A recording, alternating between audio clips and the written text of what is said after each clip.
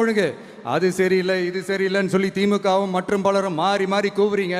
நான் ஒன்று கேட்குறேன், இந்த மாடல் அரசுன்னு சொல்றீங்களே, அதில் என்ன செஞ்சு வச்சுட்டு போயிருக்கீங்க? ஒரு ஊர் விடாம, ஒரு தெரு விடாம போதைப் பொருள் கலாச்சாரம் அப்படியே ஸ்ப்ரெட் ஆகி கொட்டி கிடக்குது. அது அப்பவே இனிஷியல் ஸ்டேஜ் அதை நீங்க கண்ட்ரோல் பண்ணியிருந்தீங்கன்னா இத்தனை பெண் குழந்தைகளை, இத்தனை பெண்களை இழக்க வேண்டிய ஒரு சூழ்நிலை ஏற்பட்டிருக்குமா? எல்லாத்தையும் பண்ணிட்டு பழியை தூக்கி ஏன் மேல போடுறாங்க? நீங்க என்ன பழி நம்ம மேல போட்டாலும் மக்கள் நிம்மதியா வாழக்கூடிய அந்த செயலை கண்டிப்பா இந்த விஜய் செஞ்சு தான் காட்டுவான். அதுக்காக தான் எஃபிஷியன்டான போலீஸ் ஆஃபீஸர்ஸ் நான் அப்பாயிண்ட் பண்ணியிருக்கிறேன். எஃபிஷியன்டான அந்த போலீஸ் ஆஃபீஸர்ஸ் டீம் நான் அப்பாயிண்ட் பண்ணியிருக்கிறேன். பெண்கள் பாதுகாப்பான அந்த சிங்கப்பெண் காவல் படை நெக்ஸ்ட் வீக் அதை இனாகரேட் பண்ண போறோம்.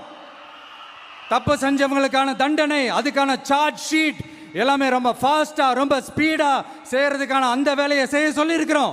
கோர்ட்ல கூட தப்பு செஞ்சவங்களுக்கான அந்த கடுமையான தண்டனை வாங்கி கொடுக்கறதுக்கான அந்த வேலையையும் ரொம்ப சீக்கிரமா செய்ய சொல்லி இருக்கிறோம்.